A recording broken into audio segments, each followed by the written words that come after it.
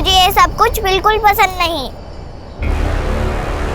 दर्पण बेटा 25 नंबर निकाल, 25 नंबर। अरे अरे aunty aunty aunty please please please, मुझसे नहीं, सब चीटिंग वीटिंग नहीं होता, प्लीज मुझसे ये सब मत करो आप। हाँ, जब ये डेट होती है और मंथ हो फेब तो क्या बात होती है। उस डेट में दिन में भी 14वीं की रात होती है, नंबर है 14। ये तो मेरे कार्ड में है। देखा आबा, फिर से मानसी का नंबर आ गया। मुझे तो लगता है ना पक्का कोई साजिश है। तो क्या कर सकते हैं, अब साजिश भी तो तुम्हारा बेटा ही कर रहा है। अरे आंटी अगर आप हार रही हो तो मुझ पे एलिगेशन मत लगाओ।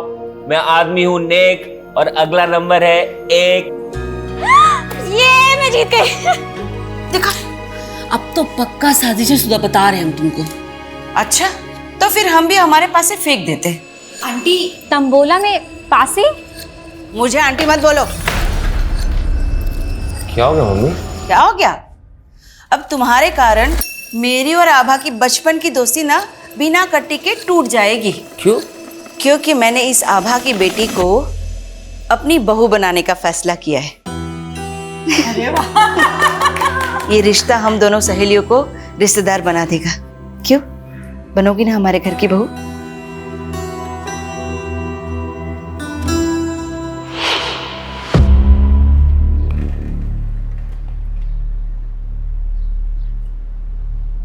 Neha, happy Valentine's day!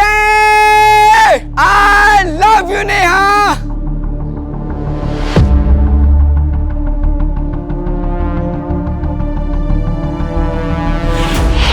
अपनी एंगेजमेंट की सारी पिक्चर्स परफेक्टली पोज्ड है ना? बस एक कमी है, क्या? इनमें मेरे पापा नहीं है। काश वो होते तो। तुम अपने पापा को बहुत मिस करती हो ना? उन्हीं का ड्रीम था कि मैं आईएएस करूं। दर्पण, क्या हम शादी पोस्टपोन नहीं कर सकते? शादी के सेरेमनीज के बीच में मैं एग्जाम की तैयारी कैसे कर पाऊंगी? आई अंडरस्टैंड मानसी, लेकिन मम्मी का ये कहना है कि ये परफेक्ट मुहूर्त है शादी के लिए। देखो, हम दोनों मिलके ना कुछ एक अरेंजमेंट। भैया आपसे I'm sorry, मुझे नहीं पता था भाभी आप यहाँ हो। कोई बात नहीं, मैं तुम्हें कॉल करती हूँ। बाय दीपक। बाय। क्या बात है? बहुत प्रॉब्लम हो रही है, बिजनेस में कोई ग्रोथ ही नहीं है। भाई ग्रोथ तो तभी होगी ना जब गर्लफ्रेंड के साथ पूरा टाइम स्पेंड नहीं करके काम पे ध्यान देगा तू। ऐसा नहीं है भैया, काम पे ध्यान दे रहा हूँ मैं, वो बस थोड़ी इन्वेस्टमेंट की जरूरत है। दीपक, अब तू भाई को मक्खन लगा रहा है। मैं ऑलरेडी इतना इन्वेस्टमेंट कर चुका हूं तेरे धंधे में, 25% भी उसका रिटर्न नहीं आया है। पर रिटर्न आएगा, थोड़ा टाइम लगता है ना, और इस बार थोड़ी इन्वेस्टमेंट की जरूरत है, बस 5 लाख रुपए चाहिए। 5 लाख? 5 लाख रुपए कहाँ से आएंगे? हाँ, अरे पता है ना तेरे भाई की शादी है, कितने खर्चे लगेंगे उसमें? माँ शादी है तो दहेज भी मिलेगा ना। और मानसी भाभी के घर वाले 5 लाख रुपए नहीं दे सकते। ये दीपक क्या बकवास कर रहा है? तू बोलना क्या चाह रहा है? मानसी की फैमिली से भी हम लोग दहेज लेंगे? भैया मेरा वो मतलब नहीं। एकदम निकम्मा है तू। हम लोगों का नाम डुबाना चाहता है क्या? हाँ मैं ही डूब रहा हूं आप लोग का नाम ना यहाँ पे, और भैया बहुत रोशन कर रहा है आप लोग का नाम। कराओ इनकी शादी और देखो मेरी बर्बादी। ये लड़का पता नहीं कब सुधरेगा।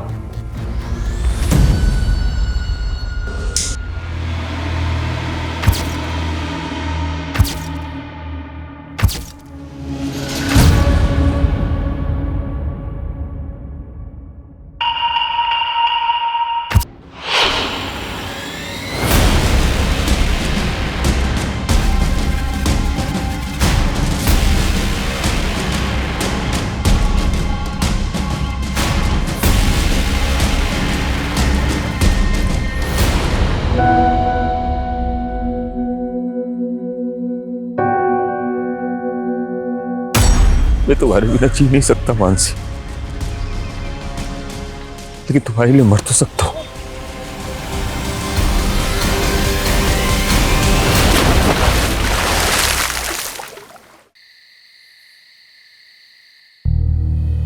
क्या हुआ दर्पण, तुम पूरे सेरेमनी में इतने एक्साइटेड थे और अब तुम्हारा मुंह लटक गया?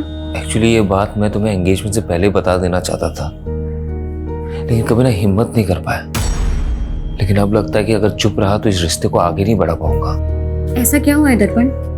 देखो, उससे पहले ना मेरी जिंदगी में एक लड़की थी, लेकिन अब हम दोनों के बीच में कुछ नहीं है, हमारा ब्रेकअप हो गया है। वो सिर्फ मेरा पास्ट था, तुम मेरा प्रेजेंट हो। अब हम दोनों के बीच में कोई नहीं आएगा। तुम्हारे कल से मुझे कोई फर्क नहीं पड़ता, क्योंकि आज तुम सिर्फ मेरे हो।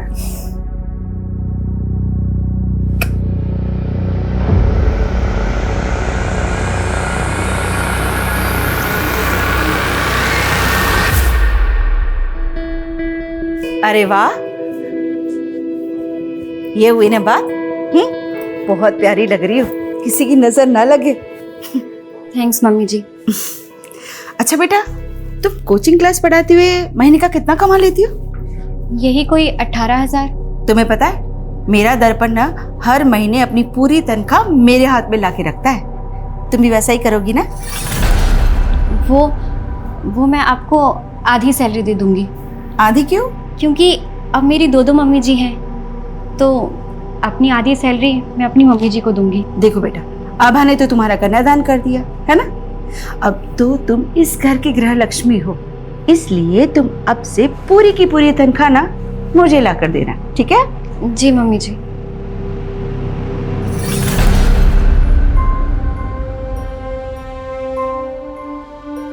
मानसी, मम्मी थोड़ी पुरानी ख्यालात की है, उन्हें तुम पॉजिटिवली लो। ये लो कुछ पैसे, तुम ये अपने घर वालों को दे देना। लेकिन मैं ये पैसे उन्हें नहीं दे सकती। क्यों नहीं दे सकती? मैं कोई गैर हूं क्या? अरे उनका दामाद हो। मैंने उन्हें प्रॉमिस किया है कि मैं आपको हमेशा खुश रखूंगा। प्रॉमिस किया था ना? हाँ, चलो इसे रखो और अभी स्माइल कर दो please please please please please please.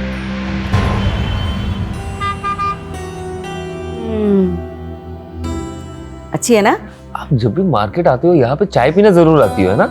हाँ, और हम मानसी को भी लेकर आएंगे, उसे बहुत अच्छा लगेगा, है ना? जरूर लाएंगे।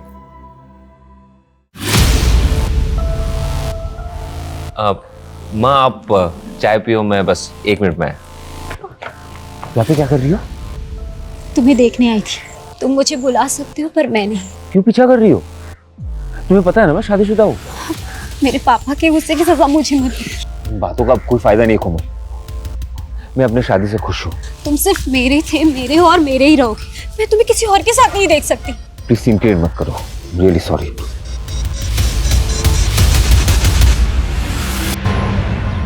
सर मैं यहाँ सालों से पूरी डेडिकेशन के साथ कोचिंग दे रही हूँ और आपने मेरी आधी सैलरी काट ली।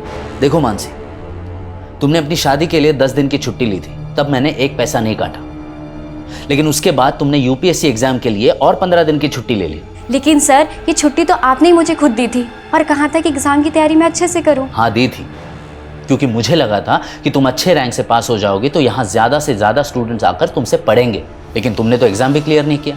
अब मेरा फ़ायदा नहीं होगा तो मैं तो पैसे काटूंगा ही ना। अरे मानसी, अपनी शादी में इनवाइट नहीं किया मुझे, अब तक नाराज हो? नमन प्लीज स्टॉप बॉदरिंग मी।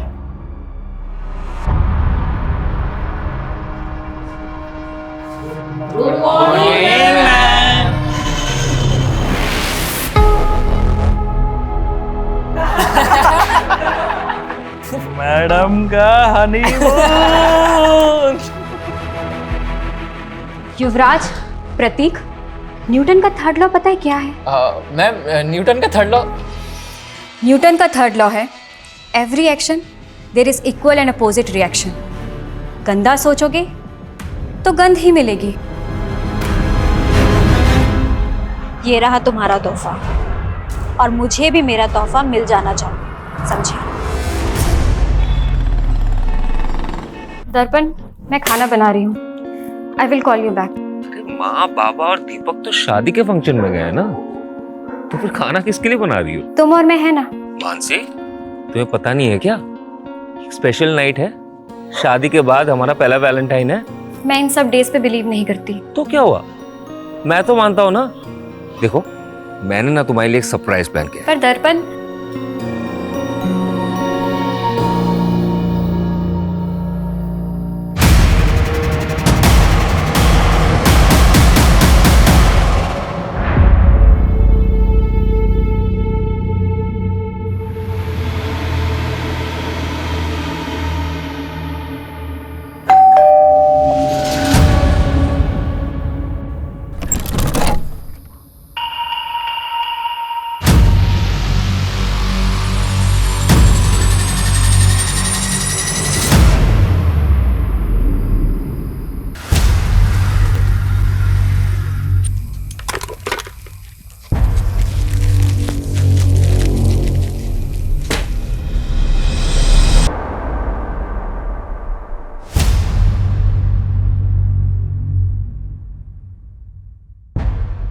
कौन कौन था यहाँ पे?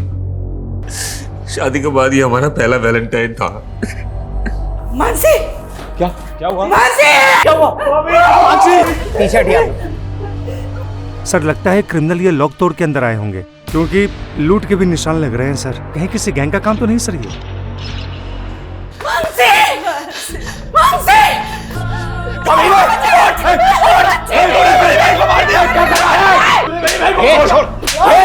इससे बड़ी बहन को मार दिया। क्या बकवास कर रहा है पुलकित? सही तो बोल रहा है मेरा बेटा।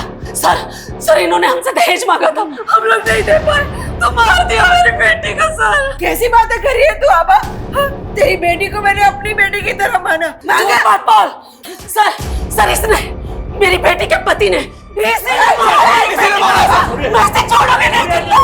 इसने मेरी बेटी को मारा, मैं इसे छोड़ोगे नहीं।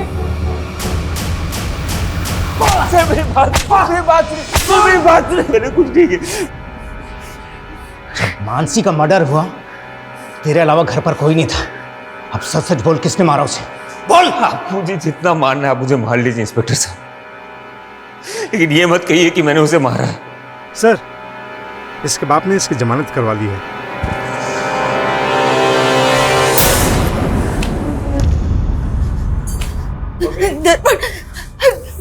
मेरा बच्चा।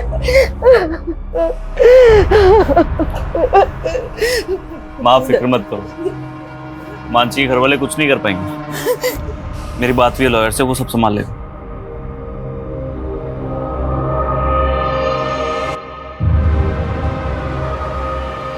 मानसी मेरी जिंदगी थी, उसके जाने के बाद मेरी जिंदगी का कोई मतलब नहीं है, लेकिन फिर भी मुझे उसका कातिल बोला जा रहा है। नहीं बर्दाश्त हो रहा मुझसे। मैं मानसी के बिना जीना नहीं चाहता, इसलिए आत्महत्या कर रहा हूं। मैं तुम्हारे बिना जी नहीं सकता मानसी।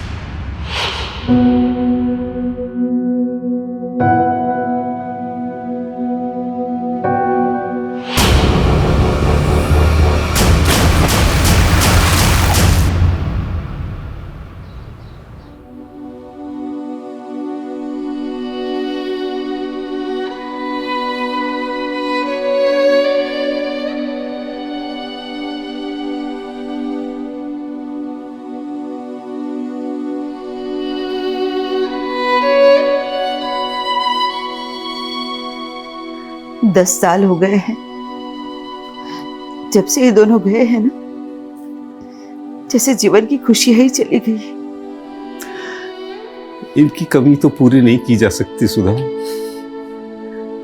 लेकिन आज दीपक की सगाई है, उसकी खुशियों के लिए तो हमें जीना ही होगा ना।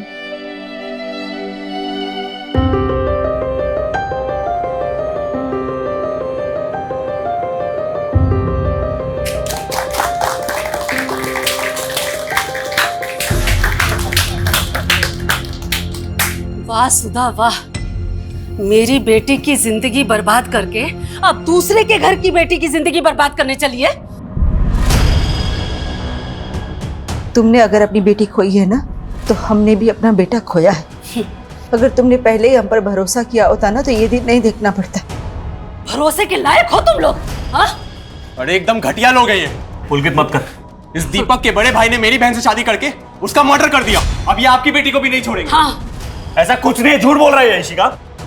पापा कैसे लोग हैं? नहीं करनी मुझे यहाँ शादी। और तुम बर्फी देवी जी सुनिए, मेरी बात सुनिए। अरे ऐसा कुछ छोड़ूंगा नहीं तुझे मैं।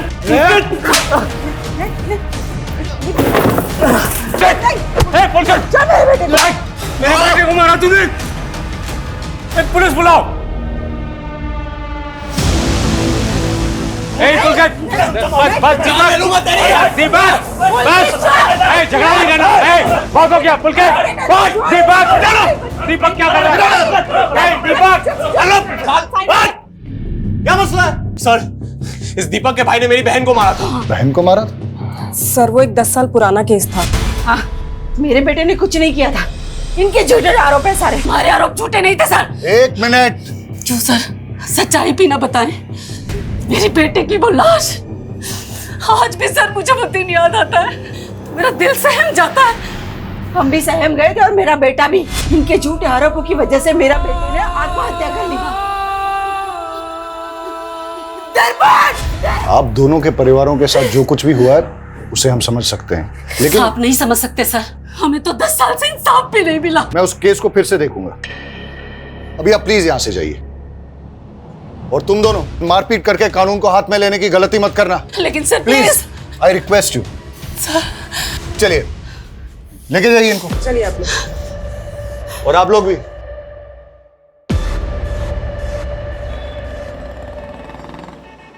हेलो। हाँ सुधा, अरे कहाँ हो तुम? मैं बाजार आई थी सब्जियां लेने के लिए, घर में एक भी सब्जी नहीं थी। अरे तो इतनी रात को जाने की क्या जरूरत थी? यहाँ घर में कुछ ना कुछ फ्रिज में रहता ही है ना। अरे आप तो खा लेते, लेकिन दीपक नहीं खाने वाला ना, उसके तो 100 नखरे हैं। हाँ अरे लगता है दीपक आ गया। तुम भी जल्दी आओ, मैं देखता हूँ दरवाजे पे, ठीक है?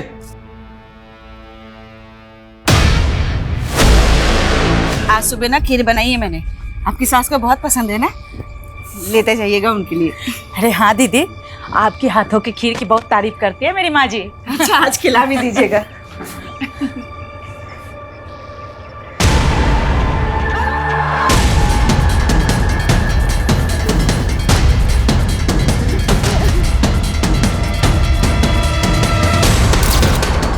सर ये देखिए सर, दरवाजे पे फोर्स्ड एंट्री के साइन भी, और घर की हालत देखकर लग रहा है कि लूट भी हुई है। कैसे हुआ ये सब? जब ये सब हुआ तो मैं और माँ घर पर नहीं थे। सर सुधा जी मार्केट ही गई थी, मैं भी उनके साथ अंदर आई। लास्ट देख के मुझे 10 साल पुरानी घटना की याद आ गई सर। आपको किसी पे शक है? मानसी का भाई पुलकित, उसी ने किया ये। सर इनके नेबर का कहना है कि 10 साल पहले और तब भी घर में लूट हुई थी। हाँ सर, मानसी भाभी के साथ भी ऐसे हुआ था, पर उस वक्त उसके भाई ने मेरे भाई दर्पण पे सारा आरोप लगा दिया। क्या पता आपने क्या छुपा रहा हो? आप ये कहना चाहते हो कि 10 साल पहले पुलकित ने अपनी बहन के साथ भी? पता नहीं सर, पर मेरे पापा को तो उसी ने मारा है। अगर दोनों केसेस की मॉडस ऑपरेंडी वाकई में सेम है, मानसी का मर्डर केस अभी तक सॉल्व नहीं हुआ है। अरुण जी की बॉडी को पोस्टमार्टम के लिए भेज दो, और इस पुलकित को बुलाओ जरा police station. Okay sir. Sir वो दीपक फंसा रहा है मुझे क्या मिलेगा उसके बाप को मार के? कल तक अपनी बहन के लिए इंसाफ मांग रहा था तू, कहीं बदला तो नहीं ले लिया तूने? सर आप पुलकित को ऐसे अरेस्ट नहीं कर सकते, उसने कुछ नहीं किया है, वो कल शाम से घर पे ही था सर। देखिए वो हम पता करेंगे कि कल शाम को वो कहाँ पे था। हमने वार्निंग देकर छोड़ा था उसको जब उसने दीपक की पिटाई की थी।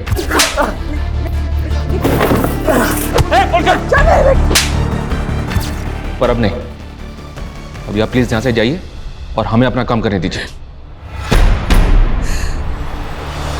मानसी और अरुण के मर्डर की पोस्टमार्टम रिपोर्ट में काफी सिमिलैरिटीज हैं। दोनों केसेस में पीठ पे एक ही तरह से और एक ही तरह के चाकू से वार हुआ है, और दोनों ही मर्डर वेपन्स पे फिंगरप्रिंट्स नहीं है। मतलब साफ है सर, ये कातिल ने ग्लव्स पहन रखे हों।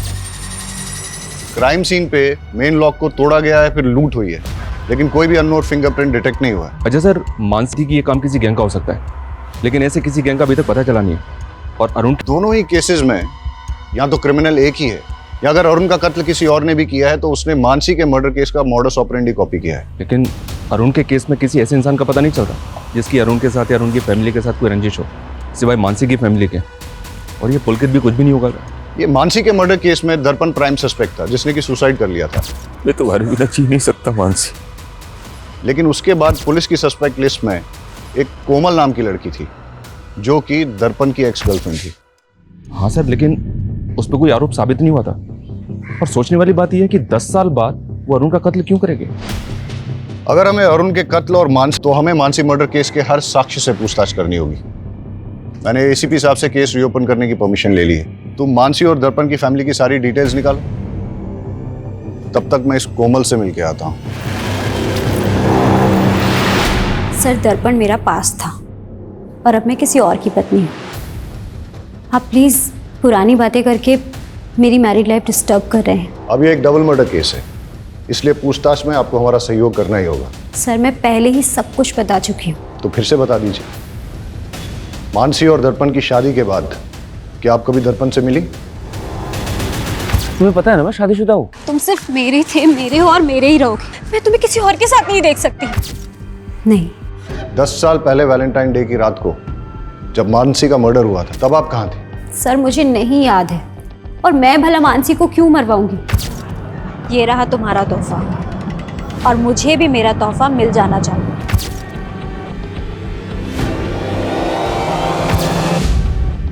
आपका और दर्पण का ब्रेकअप क्यों हुआ? क्योंकि मेरे पापा नहीं चाहते थे कि मैं दर्पण से शादी करूं। आपके पापा पॉलिटिकल लीडर थे? जी। मानसी के मर्डर और एजुकेशन का रडार जब आपके ऊपर आया, उसके बाद उन्होंने काफी कुछ मैनिपुलेट करने की कोशिश की थी। सर मेरे ऊपर झूठे आरोप लगाए गए थे, मेरे कैरेक्टर पे उंगली उठाई जा रही थी। इनफैक्ट आप समझ भी नहीं सकते कि मैंने क्या क्या सहा था, पर लास्ट में मेरे खिलाफ कुछ साबित नहीं हो पाया। मानसी का मर्डर केस अब रीओपन हुआ है।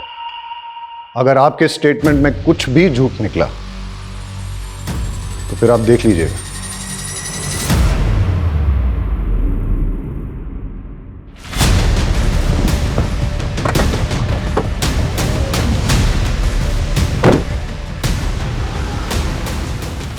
निशा जी, आप यहाँ क्यों आए हैं? तुम लोगों की वजह से पुलिस मेरी बेटी को परेशान कर रही है। अगर इन सब बातों की गाज मेरी पॉलिटिकल इमेज पर पड़ी तो मैं तुम लोगों को छोड़ूंगा नहीं।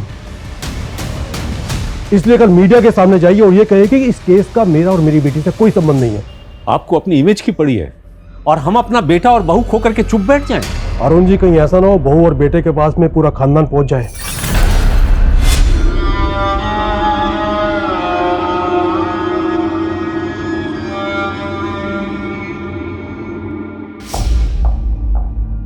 मेरी बेटी की अच्छी सास बनने का नाटक तूने बहुत कर लिया सुधा। हाँ भा, तुझे अभी भी अपनी बेटी की ही पड़ी है? अरे मैंने तो अपना बेटा, अपनी बहू, अपने पति तक को खो दिया है।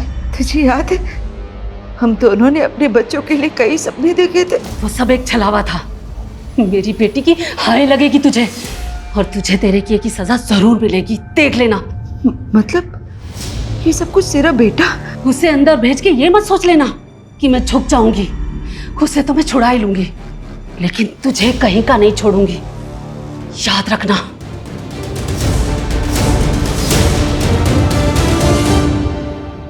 दस साल पहले पुलिस ने जब दर्पण को रिमांड पे लिया था तो उसने बयान दिया था कि मानसी जिस कोचिंग इंस्टीट्यूट में पढ़ाने जाया करती थी उसको लेकर वो काफी ज्यादा अपसेट थी।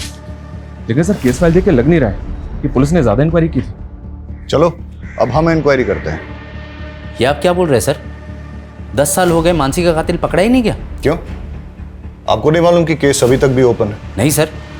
आई होप आपको मानसी से जुड़ी 10 साल पुरानी बातें याद होंगी। जी कुछ कुछ। मानसी को आपसे कोई प्रॉब्लम तो नहीं थी? मुझसे? अब मेरा फायदा नहीं होगा तो मैं तो पैसे काटूंगा ही ना। नहीं सर। उनके पति ने स्टेटमेंट दी थी कि उनको इंस्टीट्यूट में किसी बात से स्ट्रेस था। ऐसा कुछ हुआ था इंस्टीट्यूट में 10 साल पहले?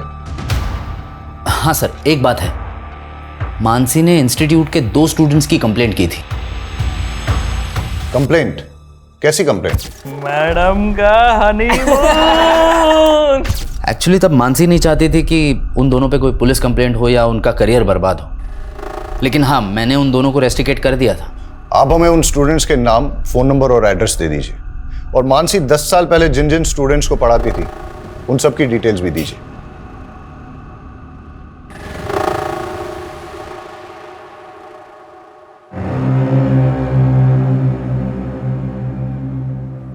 मम्मी ये लो दवाई खा लो।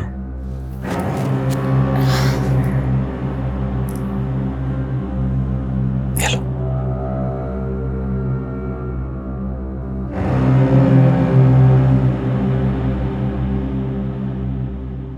मम्मी मुझे लगता है ना इस घर में मनुष्यत का दाग लग चुका है। हम एक काम करते हैं, इस घर को बेच देते हैं और कहीं और जाके फिर से नई जिंदगी की शुरुआत करते हैं। Mummy mummy mummy mummy mummy अब ठीक? मम्मी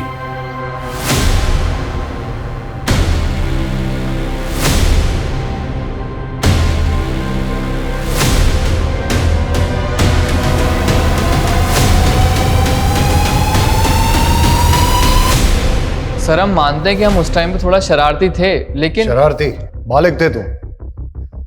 क्लास में न्यूड स्केच ड्रॉ किया और अपनी टीचर पर अभद्र कमेंट लिखा। इसी की वजह से तुम्हें इंस्टीट्यूट से रस्टिकेट किया गया था, है ना? और हो सकता है कि बदला लेने के लिए तुमने मानसी को। नहीं सर, माना तब हमसे गलती हो गई थी सर, लेकिन हमने कोई क्राइम नहीं किया सर। औरतों पे अभद्र टिप्पणी करना, 10 साल पहले तो इसमें बेल भी हो जाती थी, अब तो बेल भी नहीं होती इसमें। सर लेकिन क्या सबूत है कि हमने ही मानसी मैम को मारा था? 10 साल बाद तुम दोनों को ढूंढ लिया ना, सबूत भी ढूंढ ही लेंगे। इन दोनों लड़कों के पिछले 10 साल की हिस्ट्री निकालो। सर लेकिन ये दोनों लड़के मानसी के ससुर अरुण को जानते तक नहीं, तो फिर ये अरुण को क्यों मारेंगे? लेकिन दोनों के पास मानसी को मर्डर करने का मोटिव है। अब तो इन्वेस्टिगेशन में आगे जाके ही पता चलेगा कि दोनों केसेस में क्रिमिनल सेम है या दोनों केसेस अलग अलग है। सर पिछले 10 साल का सबसे बड़ा राज तो हमारे सामने आया ही नहीं। कौन सा राज? मैंने इन दोनों फैमिलीज का पिछले 10 साल का ब्यौरा निकाला। मानसी की बहन श्रद्धा की शादी मानसी की मौत के महज 25 दिन के बाद हो गई थी। अक्सर लोग फैमिली मेंबर की डेथ के बाद तकरीबन 1 साल तक कोई मांगलिक कार्य करते नहीं है। लेकिन श्रद्धा की शादी का इस केस से क्या लेना देना? श्रद्धा के CDR में एक अनाथाश्रम का नंबर मिला सर, यहाँ श्रद्धा पिछले 10 साल से आ जा रही है। आश्रम में इंक्वायरी की तो पता चला कि श्रद्धा वहाँ मानसी की बेटी से मिलने जाती है। मानसी की बेटी? सर वो मानसी दीदी नहीं चाहती थी कि किसी को ये बात पता लगे। लेकिन इसके बारे में आपके माँ या भाई ने भी कभी कुछ ऐसा बताया नहीं हमें। सर उन्हें बदनामी का डर था, लेकिन सच बात तो ये है कि दर्पण जी से शादी करने से पहले ही दीदी ने उस लड़की को जन्म दिया था। लेकिन इस बात का उनके मर्डर से कोई लेना देना नहीं हो सकता। ये आप डिसाइड नहीं करेंगे, आप हमें सिर्फ इतना बताइए कि उस बच्ची का पिता कौन है। नमन झा, वो दीदी के साथ इंस्टीट्यूट में पढ़ाते थे। मेरे और मानसी की बेटी? क्या मजाक कर रहे हैं सर, हम दोनों तो सिर्फ कलीग्स थे, यहाँ तक कि दोस्त भी नहीं थे सर। कमाल है, फिर भी मानसी को लव लेटर्स और गिफ्ट्स भेजा करते थे। ये मानसी की बहन ने दिखाया है हमेशा। वो सर मैं मानसी को पसंद करता था, लेकिन प्यार सर एक तरफा था मेरा। फिर बच्चा कहाँ से आया? सर वही तो मैं बोल रहा हूँ, मेरे और मानसी के बीच फिजिकल रिलेशन था ही नहीं, तो बच्चा कहाँ से होगा? DNA टेस्ट करवाओ इसका।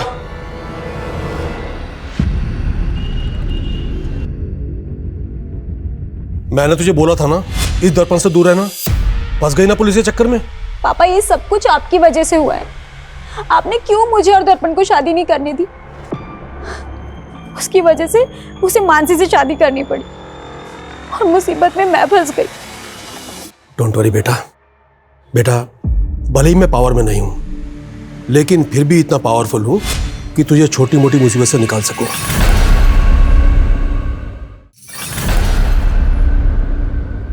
सरप्राइज। वाओ, तुम तो हमेशा मुझे सरप्राइज कर देते हो।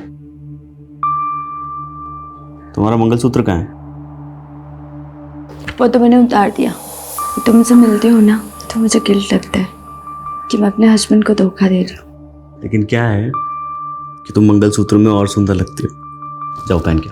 क्या यार, तुम मुझसे प्यार करते हो मंगलसूत्र से? मुझे कुंवारी लड़कियां पसंद ही नहीं आती। जाओ पहन के आओ।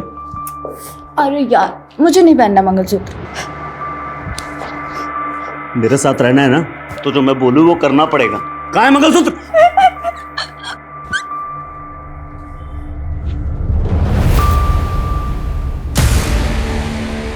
इधर आओ। बस हो गया। अच्छी लग रही हो। लड़कियों पे मंगलसूत्र का tag. This is my swag. Sir Naman का DNA तो उस बच्ची के DNA से मैच नहीं हुआ, लेकिन उस बच्ची का DNA मानसी के प्रेजर्व्ड DNA से 50% तक मैच हो गया। जेनेटिक मैच 50%, मतलब बच्ची मानसी की नहीं है, लेकिन मानसी की फैमिली में से ही किसी की है, इसीलिए DNA मैच 50% ही मिला है। श्रद्धा ने जो स्टेटमेंट दिया है वो भी गड़बड़ है सर। मर्डर से पहले मानसी रेगुलर इंस्टीट्यूट जा रही थी। अगर तब वो प्रेग्नेंट होती तो सबको पता होता, और श्रद्धा ने ये भी नहीं बताया कि उसकी डिलीवरी कहाँ हुई थी। सर मैं बहुत डर गई थी, मुझे कुछ समझ में नहीं आ रहा था कि मैं आपको क्या जवाब दूं। तो बच्ची आपकी है, लेकिन अनाथ आश्रम के रिकॉर्ड में उस बच्ची की माँ का नाम मानसी क्यों है? सर श्रद्धा के साथ धोखा हुआ था। 18 की भी नहीं हुई थी सर, और उस सिद्धार्थ ने इसकी जिंदगी तबाह कर दी। सिद्धार्थ, मेरी बहन नाबालिग है, तुझ पे रेप चार्ज लगेगा। नहीं दीदी, ये क्या कह रहे हो? सिद्धार्थ मुझसे बहुत प्यार करता है। ना रहा तुझे ये? नहीं दीदी, मैं उससे बहुत प्यार करता हूँ, मैं शादी भी उसी से ही करूँगा। बाद में वो मुकर गया और हम इज्जत के डर से आपके पास नहीं आ पाए और डॉक्टर ने भी इसका अबॉर्शन करने से मना कर दिया। इसलिए दीदी भी टेंशन में थी, तो हमने श्रद्धा को मामा के घर भेज दिया। हम सोच ही रहे थे कि उस बच्ची का क्या करें, तभी मानसी का मर्डर हो गया। मैंने अपनी छोटी बेटी के दाग को छुपाने के लिए अपनी मरी बेटी के नाम का इस्तेमाल किया। कहीं ऐसा तो नहीं कि आपने मानसी को इसलिए मरवाया ताकि उसके साथ साथ आप अपने किसी काले कारनामे का राज भी दफन कर सकें? हम मानसी को मारने के सपने में भी नहीं सोच सकते सर। उसे दर्पण के घर वालों ने मारा है, ये बात मैं आपको लिख कर दे सकती हूँ। सर, ये मानसी मर्डर केस में इतने सारे सस्पेक्ट एक के बाद एक हमारे सामने आए, लेकिन मानसी के भाई बहन और माँ के अलावा। सर, हमारा खबरी इस केस में लूट करने वाले गैंगस्टर्स की इन्फॉर्मेशन निकाल रहा था, तो एक प्रोस्टिट्यूट से उसे पता चला कि एक हिस्ट्री शीटर उसका रेगुलर कस्टमर था और उसने नशे में उससे कहा था कि 10 साल पहले किसी नेता ने उसे सुपारी दी थी। कौन सा नेता? सर, ये तो पता नहीं चला, लेकिन सर कोमल का बाप भी नेता था। भले ही मैं पावर में नहीं हूँ, लेकिन फिर भी इतना पावरफुल हूँ कि तुझे छोटी मोटी मुसीबत से निकाल सकूं। और 3 साल पहले उसकी डेथ हो गई। और वो हिस्ट्री शीटर कौन है? सर, बबलू नाम है उसका। मारपीट लूटपाट के केस में कई बार अंदर आ चुका है। उठा के लाओ इस बबलू को। नहीं सर, मैंने कोई सुपारी नहीं ली थी सर। हमको सब पता है, तेरा वो नेता कमलेश चौधरी के कार्यकर्ताओं के साथ उठना बैठना है ना। अब बता, किसकी सुपारी ली थी और किससे ली थी? हाँ सर, मैंने सुपारी ली थी, पर वो मुझे नेताजी ने नहीं, उनकी बेटी ने दिया था। ये रहा तुम्हारा तोहफा और मुझे भी मेरा तोहफा मिल जाना चाहिए। तुझे कोमल ने सुपारी दी थी? हाँ सर, पर सर मैंने किसी का मर्डर नहीं किया सर, मैं तो पैसे लेके भाग गया था। कोई भी मेरा नाम लेगा और आप मान लेंगे मैंने कोई सुपारी नहीं दी है। हमने उस आदमी को इतना तोड़ा कि उसने सब सच उगल दिया। अब आपसे भी सच उगलवाने के लिए ऐसा ही कुछ करें ठीक नहीं रहेगा। सच बोलिए। हाँ, मैंने दी थी सुपारी, पर सर उसने मानसी को नहीं मारा, वो तो पैसे लेके भाग गया था। जिस रात मानसी का कत्ल हुआ उस रात आप कहाँ थी? देखो मानसी, दर्पण आज भी मुझसे ही प्यार करता है। ये बकवास करने आई हो तुम यहाँ पे? अब सच तो तुम्हें स्वीकार करना ही पड़ेगा। डाइवोर्स दे दो दर्पण को। तुम्हें दोबारा मुझसे मत कहना, निकलो यहाँ से। लेकिन मैंने मानसी को नहीं मारा सर। मेरी गलती सिर्फ इतनी है कि मैंने दर्पण से प्यार किया। अगर आपने मानसी को नहीं मारा तो फिर किसने मारा है? सर, हमने अरुण की बीवी पे नजर रखी थी। वो अक्सर एक कैफे में जाती है और अरुण की हत्या वाली रात भी वो उसी कैफे में थी। वहां की एक फुटेज मिली है, ये देखिए। लेकिन सुधा ने तो कहा था उस रात वो सब्जी खरीदने गई थी। मैं सब्जी लेने गई थी, फिर वहां से चाय पीने का मन किया तो चाय पीने चली गई। इसमें कोई हर्ज है क्या? हम बस कंफर्म कर रहे थे सुधा जी। सर, सुधा के सीडीआर के मुताबिक वो ज्यादा किसी को कॉल नहीं करती थी, लेकिन उसके सीडीआर में एक नंबर ऐसा है जिससे वो लगातार टच में थी। किसका नंबर है ये? सुधाकर यादव, आगरा का नंबर है ये। सुधाकर यादव, ये नाम कहीं सुना है मैंने।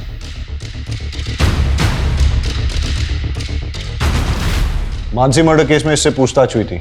दर्पण का दोस्त है ये, मिलते हैं इससे। सर, मैं ही सुधाकर हूँ, लेकिन मैंने कभी भी दर्पण की माँ को कॉल नहीं किया है। सुधा के कॉल डिटेल्स में ही मिला है हमें ये नंबर। ये नंबर आप ही के नाम पे है ना? सर, मैंने कभी ये नंबर लिया ही नहीं है। ये नंबर आपके आईडी पे लिया गया है। आपने नहीं लिया तो किसने लिया है? सर, मुझे कुछ समझ में नहीं आ रहा है।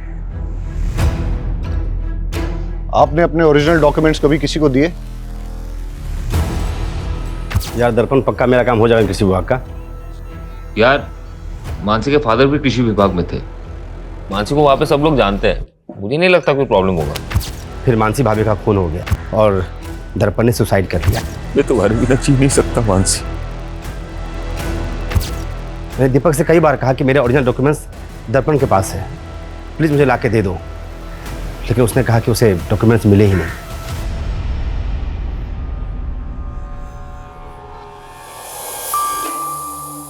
इतना ही पसंद है तो अपने नाम का मंगलसूत्र क्यों नहीं बना देते?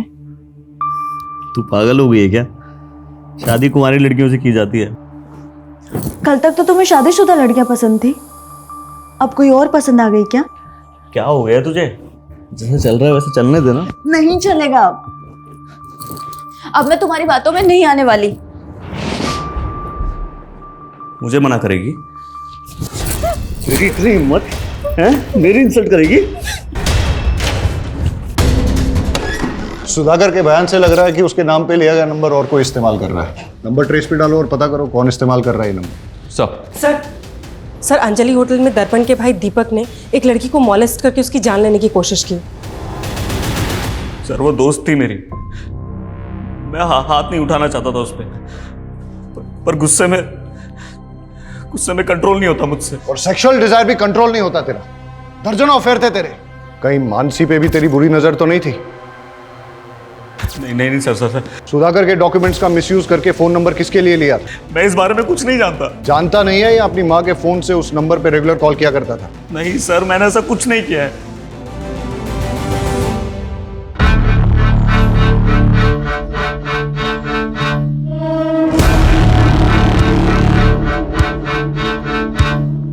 वेटर,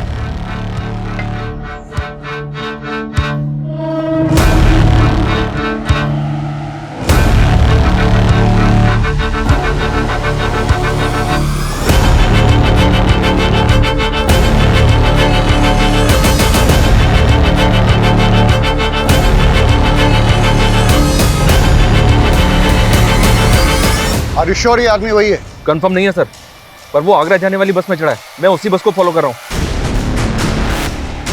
मैं उस बस के रूट वाले स्टैंड पे हूँ। मैं बस पे चढ़ता हूँ, तुम बस को फॉलो करो। Okay sir.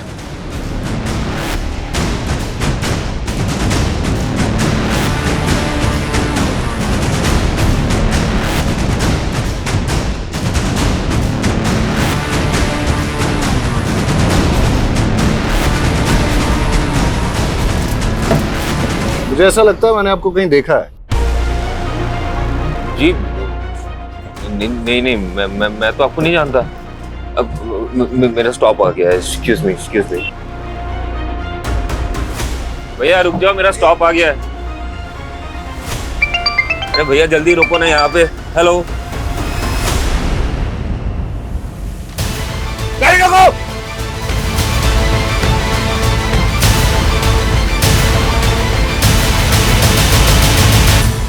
बहुत शातिर चाल चली तूने दर्पण।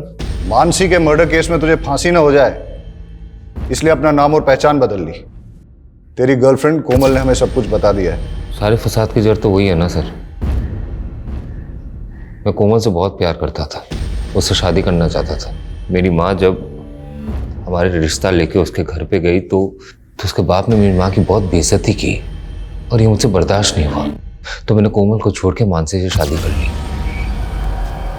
लेकिन आए दिन कोमल मुझे ये एहसास दिलाती रही कि वो मुझसे कितना प्यार करती है। तुम मुझे बुला सकते हो पर मैंने मेरे पापा के गुस्से की सजा मुझे मिली। बचपन से काफी लड़कियों ने मेरी प्रपोजल ठुकराया सर। मुझे ये सब कुछ बिल्कुल पसंद नहीं। I love you, Neha. कोमल एक लौती थी जो मुझसे बहुत प्यार करती थी। वो मेरे लिए कुछ भी कर सकती थी और ये बात मेरे लिए बहुत बड़ी थी। मानसी को धोखा देके मैं कोमल से मिलने लगा। मेरी माँ को मुझ पे शक हो गया तो उन्होंने मुझ पे नज़र रखने के लिए मेरे पीछे एक प्राइवेट डिटेक्टिव लगा दिया। उस प्राइवेट डिटेक्टिव ने हमारे कुछ फोटोज खींचे, मेरे और कोमल के। कुछ दिन बाद वो फोटोज मानसी ने देख ली। कहते थे कोमल सिर्फ तुम्हारा पास्ट थी और अब हम दोनों के बीच कोई नहीं आएगा, तो फिर ये क्या है? देखो मानसी, मैं कोमल को भुला नहीं पा रहा हूँ। बेहतर यही होगा कि तुम मुझे डिवोर्स दे दो। क्या? एक म्यान में दो तलवार तो नहीं हो सकती ना सर। तो मैंने वो तलवार चुनी जिसमें मोहब्बत की रवानगी थी। मेरी गलती सिर्फ इतनी थी सर कि मैंने दर्पण से प्यार किया और उसने मेरे लिए मानसी को मार दिया। सर जब मुझे ये बात पता चली तो मैं बहुत डर गई थी और मैंने उससे दूरी बना ली। मुझे पता था पुलिस एक दिन मुझे मानसी के कत्ल में सूली चढ़ाएगी, तो मैंने अपने कद काठी का एक भिखारी ढूंढा, उसे पैसों की लालच दी, उसे कपड़े दिए।